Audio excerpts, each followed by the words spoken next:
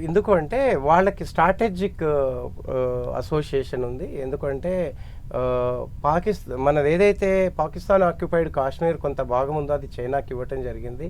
అక్కడ ఒక ఎకనామిక్ కారిడోర్ని తయారు చేయడం జరిగింది చైనా వాళ్ళతో కలిసి. సో ఆ విధంగా వాళ్ళకి ఆ ఉండేటటువంటి బయాలట్రికల్ అండ్ స్ట్రాటజికల్ రిలేషన్షిప్ వల్ల వాళ్ళు ఆ మాత్రం ఎగ్జిస్టెన్సీ కోసం మేము పాకిస్తాన్తో ఉంటామని చెప్పడం జరిగింది. ఒకవేళ ఇప్పుడు ఈ టెక్నాలజీని వాళ్ళు కొనకపోతే మళ్ళీ చైనా సఫర్ అవుతుంది, అందుకని అది చెప్పడం జరిగింది. అండ్ సీజ్ ఫైర్ ప్రకటన తర్వాత కూడా పాకిస్తాన్ ఏవైతే కవ్వింపు చర్యలకు పాల్పడిందో దానికి చైనా సపోర్ట్ చేసింది. దీన్ని మనం ఎలా చూడొచ్చు అంటారు? చైనా ఎప్పుడైనా ఎలాంటి సిచ్యువేషన్లు అయినా కూడా పాకిస్తాన్కి సపోర్ట్ చేస్తుందమ్మా. ఎందుకంటే నేను ఇంతకుముందే చెప్పాను, స్ట్రాటజిక్ పార్ట్నర్, బిజినెస్. ఇప్పుడు చైనా ఏది కూడా ఫ్రీగా సప్లై చేయదు. అది absolutely this is a business. And China wanted to sale the product. అంటే అది సేల్ చేయాలి అని అనుకుంటే ఇట్లాంటి ప్రకటనలు చేయాల్సినటువంటి అవసరం ఉంది.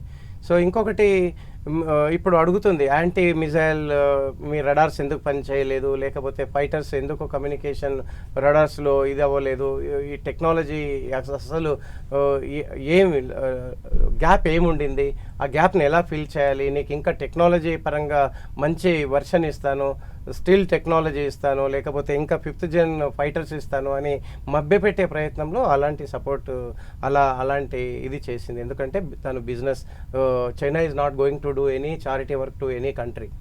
ఓకే. అండ్ ఇప్పుడు అమెరికా దెబ్బ కొట్టిన తర్వాత అది ఇండియా సైడ్ చూస్తుంది, ఒక సైడ్ బిజినెస్కి. సో ఒకవేళ చైనా మన దగ్గర ఉంటే డెఫినెట్గా చైనా బాగుపడుతుంది. అండ్ చైనా ఏదైనా దుస్సాహసం చేస్తే పాకిస్తాన్ లాగా వాళ్ళకు కూడా మనము, yes China is developed country and veto power ఉన్న కంట్రీ అండ్ అన్ని రకాలుగా మనకంటే చాలా అడ్వాన్స్గా ఉన్న కంట్రీ, కానీ మనం కూడా వాళ్ళకి ఫైట్ ఇస్తాం. మరి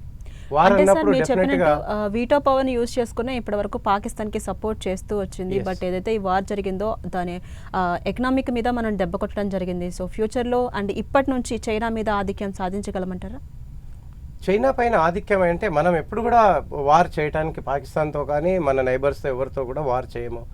ఒకవేళ వార్ చేసి ఇట్లాంటి దుస్సాహసాలకి పాల్పడితే మనం వదిలిపెట్టేది కూడా లేదు. సో ఈరోజు మనం ఏంటి, మన డిఫెన్స్ సిస్టమ్ ఏంటి, మన ఆర్మ్డ్ ఫోర్సెస్ యొక్క పవర్ ఆఫ్ ఆర్మ్డ్ ఫోర్సెస్ ఏంటి ప్రపంచానికి చాటి చెప్పాము ఒక 48 అవర్స్లోనే. సో ఇప్పుడు ఇండియా ఏంటి, ఎంత పెద్ద డెమోక్రసీ, మోడీ లీడర్షిప్ ఎలా వెళ్తుంది, ఇండియన్ ఆర్మ్ ఫోర్సెస్ యొక్క క్యాపబిలిటీస్ ఏంటి అనేది ప్రపంచానికి అర్థమైంది.